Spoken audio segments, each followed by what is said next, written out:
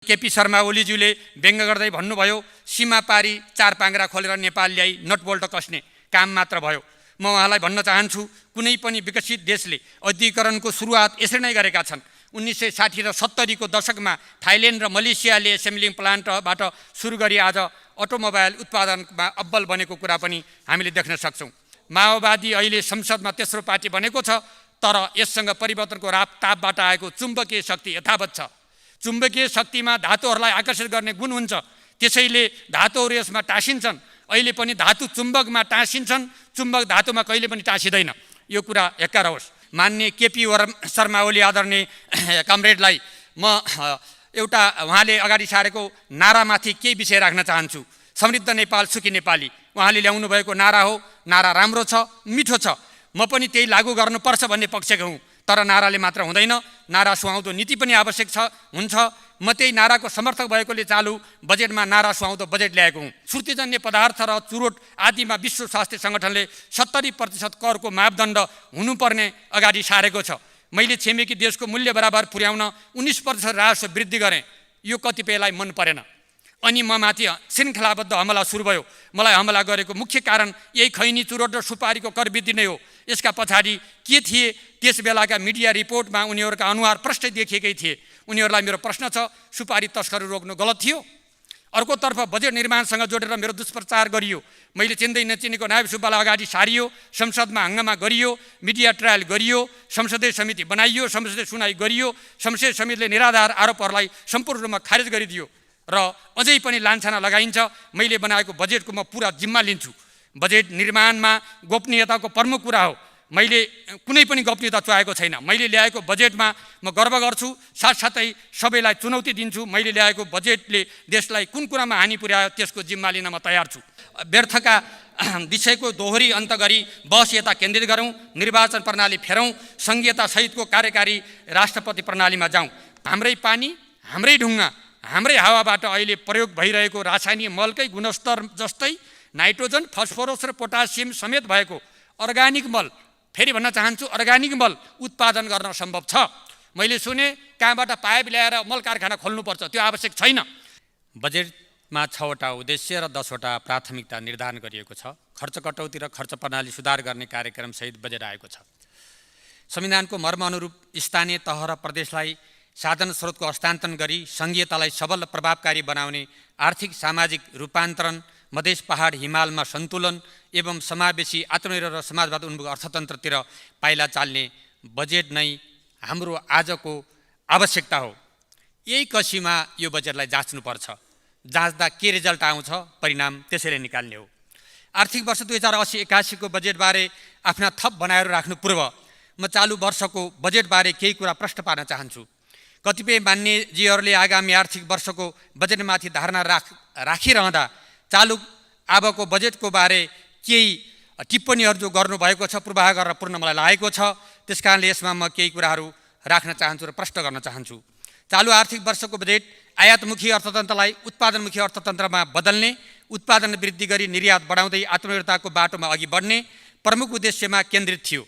मैले बजेट र कार्यक्रममा कृषि उत्पादनलाई प्राथमिकताका साथै औद्योगिकरणलाई पनि जोड दिएको थिएँ। यसबाहेक स्वास्थ्य लगायत समस्याहरूलाई समाधान गर्न, शिक्षाको गुणस्तरका लागि डिजिटलाइजेसन गर्ने कुरामा जोड दिँदै पढ्दै कमाउँदै कार्यक्रम मार्फत शिक्षा र श्रमसिपलाई जोड्ने कुरा अगाडि सारेको थिएँ।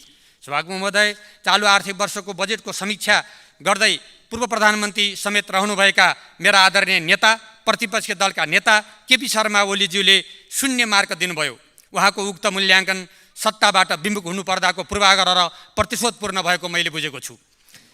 यहाँ म कुनै दोहोरी खेल्न चाहन्न, बरु यही दिनमा उठेका प्रश्नको तथ्यगत विवरण पेश गर्न चाहन्छु। म यो तथ्य बुझ्छु कि बजेट जनताको हितमा हुनुपर्छ ताकि जनताको जीवनमा परिवर्तन आओस्। त्यसैले बजेटको वस्तुनिष्ठ समीक्षा गर्नुपर्छ भन्ने मेरो मान्यता छ। देशको भविष्य र जनताका जीवनसँग सरोकार राख्ने बजेटलाई राजनीतिक चस्माबाट समीक्षा गरियो भने त्यसले ठिक निष्कर्ष निक्दैन। आग्रह र पूर्वाग्रह मुक्त भएर समीक्षा गरौँ। म आज सम्मानित सदनमा विगत 10 वर्षका बजेटहरूको समीक्षा गरौँ भन्ने प्रस्ताव राख्न चाहन्छु। यसका लागि अर्थविद, नागरिक समाज, किसान, पत्रकार, पूर्व न्यायाधीश, सम्बन्धित क्षेत्रका विज्ञ समेत भएको एउटा उच्चस्तरीय आयोग वा समिति बनाऊँ। आवश्यक परे यसमा तटस्थ अन्तर्राष्ट्रिय अर्थविदको पनि सहयोग लिउँ ताकि सत्ता र प्रतिपक्षका आग्रह र पूर्वाग्रहबाट मुक्त भई निकालिएका निष्कर्षहरू मार्फत समस्या कहाँ छ पहिचान गर्न सकियोस्। तपाईँ हामी सबैलाई थाहा छ, कुनै पनि बजेट एक वर्षका लागि आयव्यय भए पनि योजना र लक्ष्य दीर्घकालीन प्रकृतिका हुन्छन्। आज जे परिणाम आउँछ त्यसमा कतिपय परिणामहरू 3-4 वर्ष पहिलेको नीति र योजनाबाट आएको परिणामहरू पनि हुन्छ। चालु आबका बजेटको प्रारम्भिक प्रस्तावमा प्रभावहरू देखिएका छन्। चालु वर्षको बजेटको प्रभाव आगामी 2-3 वर्षमा देखिएला। परिणाम केही सकारात्मक होलान्, केही नकारात्मक होलान्। चालु बजेटका समग्रमा कार्यान्वयन भइसकेको छैन। मैले तर्कका लागि तर्क होइन, सत्य कुरा भन्न चाहन्छु। श्रावणबाट कार्यान्वयन प्रारम्भ भएको बजेट सुरुवाती दिनमै बजेट सम्पूर्ण रूपमा कार्यान्वयन हुने होइन। त्यसमा पनि सदा चाहिँ यस वर्ष पनि दशैं तिहारका पर्व आए। लगत्तै मङ्सिरमा का लागि सङ्घीय र प्रदेश निर्वाचन घोषणा भयो। सङ्घ प्रदेशको निर्वाचनमा का लागि आचार संहिता लाग्नुभन्दा पनि पहिला निर्वाचन आयोगले लगातार पत्राचार गरिरह्यो। आचार संहिता लाग्यो, सरकार निर्वाचन गराउने वातावरण बनाउन केन्द्रित भयो। यसले बजेट कार्यान्वयनमा सुरुमै समस्या देखा परे। निर्वाचन लगत्तै पुस 10 गते नयाँ सरकारका अर्थमन्त्री बजेटमाथि नराम्रो छेडखान गर्नुभयो। देशको होइन आफ्नो हित खोज्नुभयो। बजेट कार्यान्वयन नगर्न निर्देशन दिने र टेन्डर प्रक्रिया अवरुद्ध गर्ने क्रियाकलाप सुरु भए। यसले बजेट कार्यान्वयनमा जटिलता पैदा भएको थियो। यो उहाँहरूप्रतिको मेरो कुनै दोषारोपण होइन। उदाहरणको लागि म भेरी कोरिडोर लगायतका थुप्रै महत्त्वपूर्ण योजनाहरू आज पनि टेन्डर भएको छैन, जबकि अहिलेसम्म त्यसको कार्यान्वयन कमसेकम 30% पुगिसक्नु पर्थ्यो। सभामुख महोदय, हाम्रो देश सरकार बनाउने र गठबन्धन फेरिने हल्ला मात्रले पनि काममा प्रभावित हुने गरेको छ। झन् साँच्चीकै गठबन्धन हेरफेर लगायतका चालु बजेटको कार्यान्वयनमा प्रभाव परेको हो। चालु आबको बजेट पेश गर्दा र अहिलेको बजेट पेश गर्दा 1 वर्षको बिचमा भएका राजनीतिक समीकरण हेऱ्यौँ भने पनि बजेट कार्यान्वयनमा यसको प्रभाव आकलन गर्न सकिन्छ। यो वर्ष अरू बेला जस्तो नभएर चुनावी वर्ष थियो। यसले आफैमा बजेट खर्चमा समस्या आएको हो भन्ने बुझ्न पनि धेरै दुःख गरिरहनु पर्दैन। यी तमाम समस्याहरूका बीच बजेट कार्यान्वयन भने जस्तो सोचे जस्तो भएन। यो सच्चाइ यस सदनमा राख्न मलाई कुनै असर लाग्दैन। मेरो मान्यता छ, नैतिक आधारमा शीर्ष तहमा बसेका मानिसहरूले जिम्मेवारी लिन तयार हुनै पर्दछ।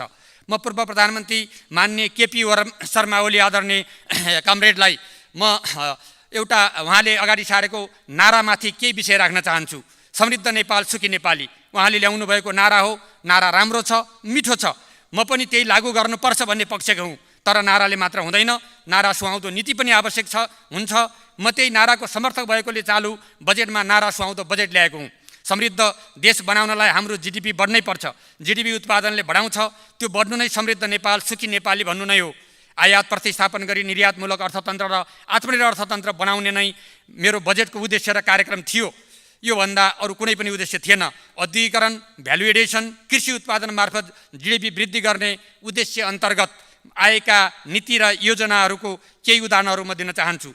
स्टिल उद्योग, अटोमोबाइल एसेम्बलिङ प्लान्ट, एक्सपोर्ट रिबेट, उद्योगलाई बिजुलीमा सहुलियत, पर्यटन पूर्वाधारका लागि सुविधा, मोटरसाइकल र गाडीमा निम्न वर्गलाई कम दर, विलासी गाडीमा बढी कर, आइटीको सेवा र उत्पादन निर्यातमा कर छुट, कमर्सियल कृषि फार्मिङमा कर छुट, उद्योगका कच्चा पदार्थमा कर छुट, फिनिसिङ गुडमा ट्याक्स वृद्धि, निम्न आय वर्गको अवस्था ख्याल गरी लोएस्ट इन्कम ट्याक्स स्ल्याबसलाई 4 लाखबाट 5 लाख बनाएको, वैदेशिक रोजगारीमा गएकालाई आइपिओको कोटा व्यवस्था, रुग्न र बन्द उद्योगहरूको पुनर्सञ्चालन, सुपारीको कर वृद्धि र तस्करी अन्त्य। यही नै मेरो बजेटको प्राथमिकता थियो। सभामुख महोदय, चालु आबको बजेटमा ल्याइएका केही रणनीतिक महत्त्वका योजना र नीतिले कसरी फाइदा पुर्यायो केही तथ्य पेश गर्न चाहन्छु। स्टिल सम्बन्धी नीतिले करिब 2800 करोडको नयाँ लगानी आयो। 3000 प्रत्यक्ष रोजगारी सृजना भए। 500 मेगावाट थप विद्युत खपत गरेर खेर जाने विद्युतबाट आम्दानी गऱ्यौँ। 24 घण्टा सञ्चालन यदि यो भयो भने विद्युत सञ्चालन भयो भने 43 अर्ब बराबरको विद्युत आवश्यक पर्छ। बिलेट स्वदेशमै उत्पादन भई आयात बन्द हुँदा 30 अर्ब हाराहारीको विदेशी मुद्रा सञ्चितमा मद्दत पुग्यो। यसको पुरै परिणाम आउन अरू थप 2 वर्ष लाग्छ। यस प्रक्रियामा धौबाडी फलाम खानी उत्खननसँगै नेपाल पूर्ण रूपमा फलाममा आत्मनिर्भर हुनेछ। त्यति बेला चालु बजेटले ल्याएको नीतिको पूर्णता पाउनेछ। समृद्ध नेपाल र सुखी नेपाली बनाउने प्रक्रिया यही होइन र? अटोमोबाइल एसेम्बलिङ प्लान्टलाई प्रोत्साहन गर्दा पनि उपलब्धि भएका छन्। पूर्व प्रधानमन्त्री आदरणीय केपी शर्मा ओलीज्यूले व्यङ्ग्य गर्दै भन्नुभयो, सीमा पारी 4 पाङ्ग्रा खोलेर नेपाल ल्याई नटबोल्ट कस्ने काम मात्र भयो। म उहाँलाई भन्न चाहन्छु, कुनै पनि विकसित देशले औद्योगिकरणको सुरुवात यसरी नै गरेका छन्। 1960 र 70 को दशकमा थाइल्यान्ड र मलेसियाले एसेम्ब्लिङ प्लान्टबाट सुरु गरी आज अटोमोबाइल उत्पादनमा अब्बल बनेको कुरा पनि हामीले देख्न सक्छौँ। मैले प्रोत्साहनको नीति सुरु गर्दा 2वटा एसेम्ब्लिङ उद्योगहरू थिए, 6वटा नयाँ थपिएर आज 8वटा सञ्चालनमा छन्, अझै थपिँदैछन्। अहिलेसम्म यसमा 6 देखि 7 अर्बको लगानी र 1200 रोजगारी थपिएको छ। यहाँ यसले विद्युत खपत पनि बढाएको छ। औद्योगिकरण हुने बाटो यसरी नै हो। यो व्यङ्ग्य र मनोरञ्जन गर्ने विषय होइन। निर्यात अनुदानको नीतिले पनि ठुलो काम गर्यो। औद्योगिकरणको अभूतपूर्व विकास गरेका देशले आफ्नो देशमा बनेका सामान निर्यात गर्नलाई 18 देखि 20% एक्सपोर्ट रिबेट अर्थात् निर्यात अनुदान दिने गरेको उदाहरण छन्। हाम्रो निर्यात बढ्नु भनेको डलर सञ्चित बचत हुनु पनि हो। मैले निर्यातमा 8% अनुदान दिने नीति ल्याएँ। यसको पुरै प्रभाव देखिन अझ 2-3 वर्ष पर्खनुपर्छ। तर 30-35 करोडको एक्सपोर्ट हुने प्लाइवुड यही नीतिका कारण चालु आर्थिक वर्षको अन्तसम्म 800 करोडको एक्सपोर्ट हुँदैछ। 800 करोडको। सभामुख महोदय, सेनिटरी प्याड बारे पनि हङ्गामा भएको थियो सदनमा। तर आज म गर्वका साथ भन्न चाहन्छु, कच्चा पदार्थमा दिएको छुट र निर्यात अनुदानका कारण शून्यबाट 150 करोडको निर्यात भइसकेको छ। बाँकी सिमेन्ट, स्टिल, जुत्ता आदिको निकासी क्रमशः वृद्धि हुँदै जाने कुरामा हामी हेर्न सक्छौँ। नेपालको इतिहासमा पहिलो पटक सिमेन्ट निर्यात भएको छ। के यो दूरदर्शी नीतिको परिणाम होइन? के यो सुखी नेपाली समृद्ध नेपालको नारासँग मेल खाँदैन? एकपटक आँखा चिम्लेर राजनीतिक चस्मा उतारेर चिन्तन गर्नका लागि अनुरोध गर्न चाहन्छु। उद्योगलाई विद्युत खपत दिएको छुट लागू भएको छैन। भारतलाई सस्तो दिने र आफ्नो उद्योगलाई बिजुली नदिने समस्या छ। दिँदा पनि महँगो गर्ने। आज उद्योगहरू हैरान छन्। उद्योगले प्रयोग नै नगरेको बिजुली ट्रङ्क लाइन भनी जबरजस्ती बिल काट्ने र उद्योगलाई तर्साउने काम हुन्छ। यो कसले गर्यो? के कसरी यसरी नै औद्योगिकरण हुन्छ? हाम्रा छिमेकी मुलुकहरूमा औद्योगिकरण गर्नलाई जग्गा, बिजुली, पानी, सडक सुरक्षा आदिको सहुलियत गरिन्छ। एक्सपोर्ट रिबेट दिन्छ। त्यसबाट हामी सिक्ने होइन, उल्टै उद्योगलाई तर्साइरहेका छौँ। मैले यस्तो नीतिमा सुधार गर्न खोज्छु, हमला गरिन्छ। बन्द उद्योग सञ्चालनमा ल्याउने नीति अनुरूप वर्षैदेखि बन्द वर्षौँदेखिको वीरगञ्ज कृषि औजार कारखानालाई राष्ट्रिय आविष्कार केन्द्रको व्यवस्थापनमा पुनः सञ्चालनमा ल्याएँ। मन्त्रालयको नेतृत्व परिवर्तनले कारखानामा सञ्चालनका लागि प्रभावित पार्यो। सम्झौता अनुरूपको बजेट निकासा भएन। अपेक्षा बमोजिम कृषि औजार उत्पादन हुन सकेको छैन। यस उद्योगबाट कृषि औजारको आवश्यकता पूर्ति गर्ने ठाउँमा हामी पुग्ने एउटा महत्त्वपूर्ण कुरा हो। यो चालु बजेटमा पढ्दै कमाउँदै कार्यक्रम राष्ट्रिय स्तरमा सुरु गरेको छ। यसको विस्तारै नयाँ पुस्ता सिपयुक्त, उद्यमशील, आत्मनिर्भर र सक्षम हुनेछ। यो कार्यक्रम लागू भएका 140 विद्यालयमा हौसलाप्रद र सुखद परिणामहरू देखिएका छन्। यसले उत्साहित बनाउँदैन र शिक्षामा सुधार गर्न सकिन्छ भन्ने ऊर्जा पैदा भएको छैन र यसको विस्तार र निरन्तरताले आशातीत परिणाम ल्याउनेछ। यस वर्ष नाममा शब्दमा केही फरक परे पनि पढ्दै कमाउँदै कार्यक्रमले निरन्तरता पाएको छ। यसको लागि म अर्थमन्त्रीलाई धन्यवाद दिन चाहन्छु। करिब 1 खर्बको खाद्य वस्तु आयात भइरहेको सन्दर्भमा कृषिमा आत्मनिर्भर बनाउने उद्देश्य राखेर कमर्सियल कृषि फार्मिङ समेतलाई कर छुटको नीतिमा राखियो। कृषिमा बजेट वृद्धि गरियो। किसानलाई प्रोत्साहन गर्न योगदानमा आधार कृषि पेन्सन योजना अगाडि सारियो। सस्तो ऋण र कृषि एम्बुलेन्स र मूल्य निर्धारण एवं खरिद आदिको योजना, खरिद केन्द्रहरूको योजना अगाडि सारियो।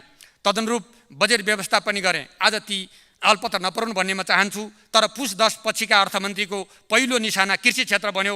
उहाँले कृषिमा प्रहार गर्नुभयो। कृषिमा आत्मनिर्भर हुन छुट्याइएको विनियोजित 10 अर्बको बजेट काटिदिनु भयो। यसले उद्देश्य के हो भनिरहनुपर्छ र?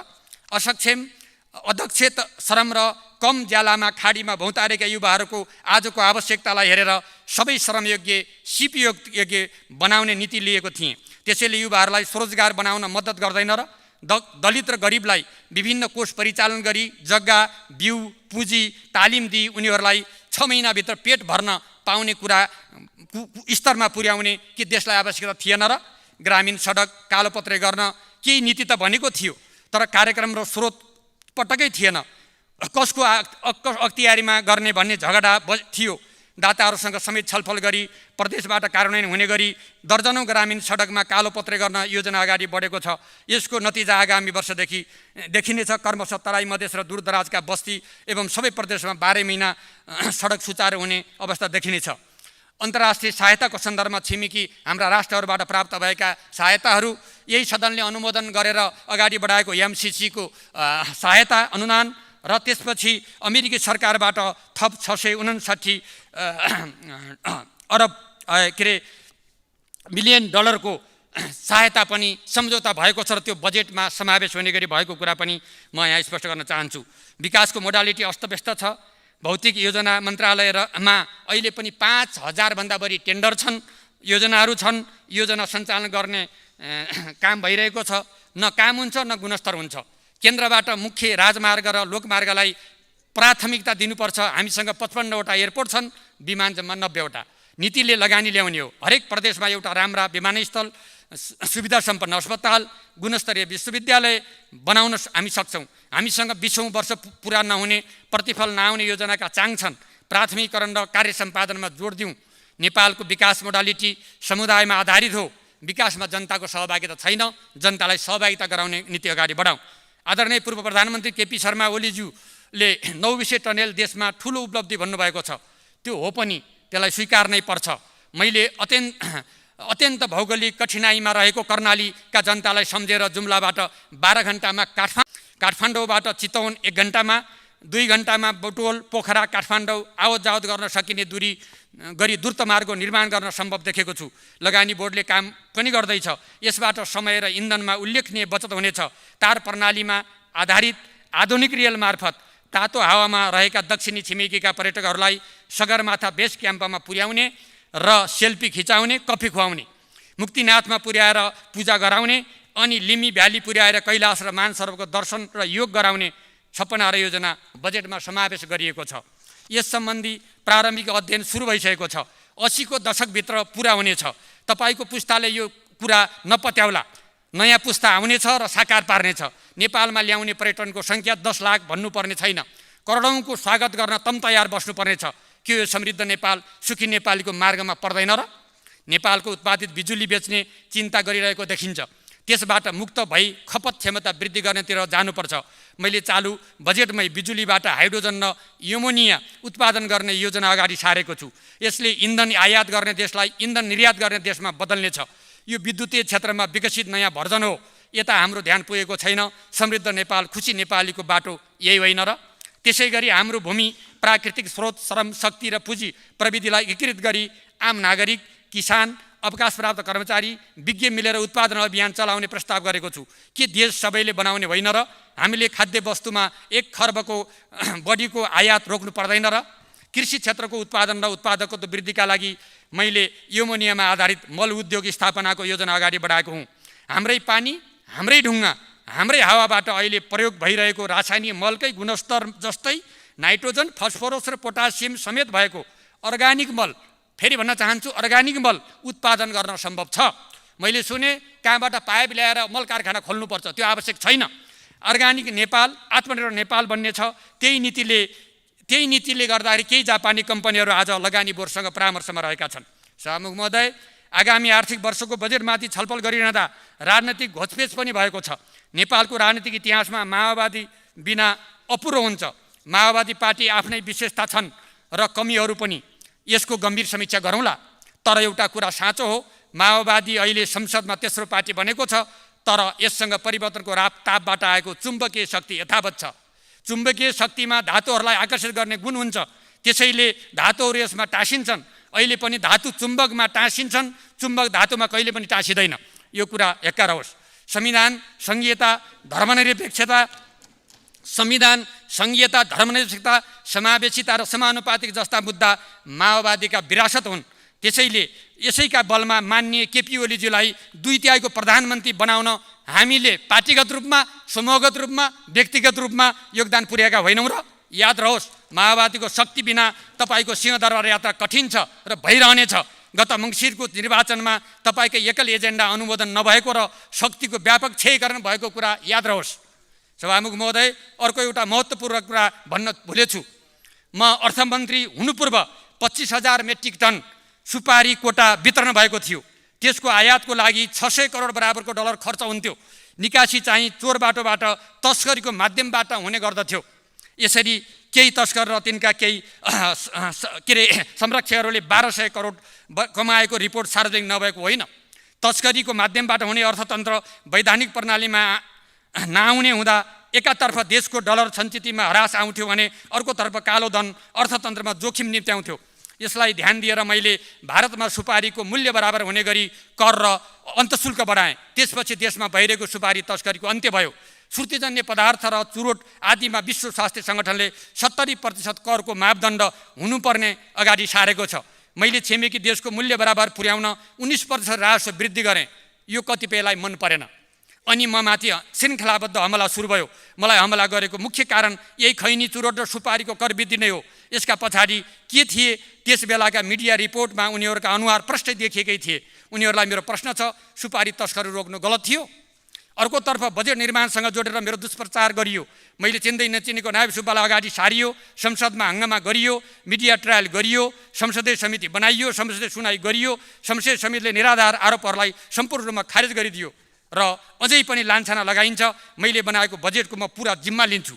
बजेट निर्माणमा गोपनीयताको प्रमुख कुरा हो।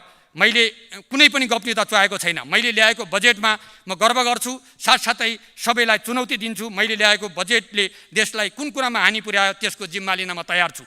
विश्वव्यापी अर्थतन्त्रमा देखिएको सङ्कुचनको कारण हाम्रो व्यापार तथा सेवा क्षेत्र, मुख्य गरी उत्पादनमा पनि समस्या देखिएको।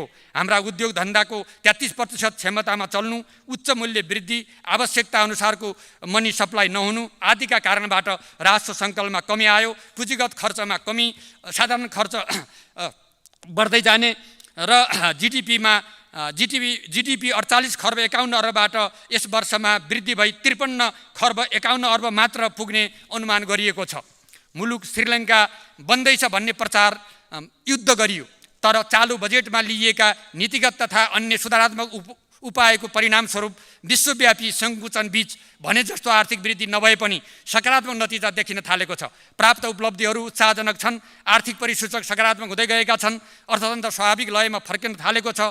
विदेशी मुद्रा सञ्चित बढेको छ। बैंक ब्याज दरमा तुलनात्मक सुधार भएको छ। मतलब मुलुक श्रीलङ्का बन्दैछ भन्ने दुष्प्रचार बेनकाब भएर मिडिया ट्रायल जुत्ता साबित भएको छ। सभामुख महोदय, हालसम्म बजेट निर्माण गर्दा कहाँ सूचना चुहावट भएका छन्? छर्लङ्ग छ। बजेट मन्तव्य भन्दा पहिला मिडियामा बजेट हुबहु छापिएका दृष्टान्त हामीसँग छैनन् नै छन्। बेला बेला बजेट आउन केही दिन अगाडि अप्रत्याशित ढङ्गले मालसामान भित्रिएका घटना आइरहन्छन्। यस्ता घटनाको पनि गम्भीर समीक्षा नै गर्नुपर्छ। यो नियमापति छ। यसलाई अर्थमन्त्रीजी सहभागी गराएर मात्र बैठक अगाडि बढाउन आग्रह गर्दछु। धन्यवाद। सभामुख महोदय, मेरो समयको ख्याल गरिनेछ। हामीले सुशासनको मुद्दा सबैले उठाएका छौँ। मेरो प्रस्ताव छ 2046 सालपछि 80 सम्मको सबै राजनीतिक कर्मचारी, सेना, प्रहरी। सदस्यज्यू एकैछिन बस्नु होला।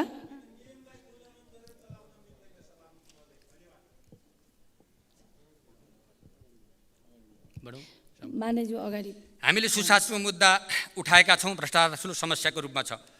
मेरो प्रस्ताव छ 2046 सालपछि 80 सम्मको सबै राजनीतिक कर्मचारी, सेना, प्रहरी, आयोग र न्यायपालिकाको सम्पत्ति छानबिन गर्ने आयोग बनाऊँ। तर ललिता निवासको जग्गा फिर्ता गरेर उन्मुक्ति दिने जस्तो नाटक चाहिँ नगरौँ। दुधको दुध, पानीको पानी गरौँ। यो कार्यान्वयन गरौँ। त्यसको लागि राजनैतिक सहमति गरौँ।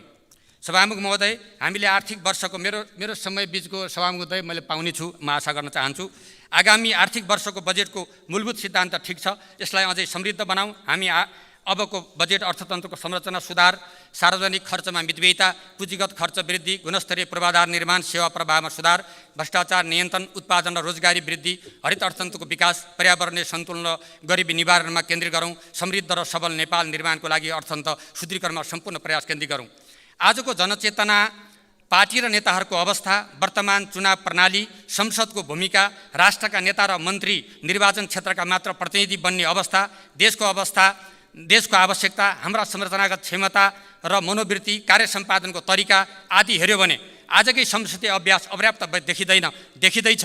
सङ्घीयताको मर्म एकातिर, काम कारबाही भने अर्कोतिर, हुनुपर्ने सुशासन, बढ्दै जाने भ्रष्टाचार, गरिबी र जनताको सङ्कट एकातिर, स्रोत साधन अर्कोतिर, प्रचुर सम्भावना स्वदेशमा, युवाहरू विदेशमा, बाँझो जमिन र बेरोजगारी गाउँमा, तरकारी समेत विदेशको, विभेद रहित संविधान, विभेदै विभेदको समाज, प्रविधिको विकास, एक्सप्रेस रेल जस्तो, शैक्षिक प्रणाली, पैदल मार्ग जस्तो आदि हेऱ्यो भने आवश्यकता र प्रणालीगत समस्याको ठुलो अन्तर्भेद देखिएको छ। सभामुख महोदय, व्यर्थका विषयको दोहोरी अन्त गरी बस यता केन्द्रित गरौँ, निर्वाचन प्रणाली फेरौँ, सङ्घीयता सहितको कार्यकारी राष्ट्रपति प्रणालीमा जाउँ। परम्पराका नाउँमा प्रगति र विकासको सङ्कल्प सबै एक ठाउँमा हुने आवश्यकता अस्वीकार नगरौँ। प्रगतिको विचार संसदबाट अनुमोदन गरौँ। सङ्घीय लोकतान्त्रिक गणतन्त्र नेपाललाई संस्थागत गरौँ। समृद्ध र समृद्धतामूलक नेपाल निर्माणको अठोट लिउँ। यसो गर्दा हाम्रो राजनीति रहेनछ भने पनि चिन्ता गर्नु पर्दैन। यसै पनि सत्ताको चरित्र चञ्चल नै हुन्छ, जुन एक ठाउँमा लामो समय बस्दैन। सके सभामुखले मात्रै एकदम सभामुखले सके। त्यसैले सत्ता जो पनि पुगे पनि देश, जनता र संविधान सर्वोपरि हुन्छ। र सभामुख महोदय, मेरो समय काटिएको समय मैले 1 मिनेट यहाँलाई बढाइदिइसकेको थिएँ।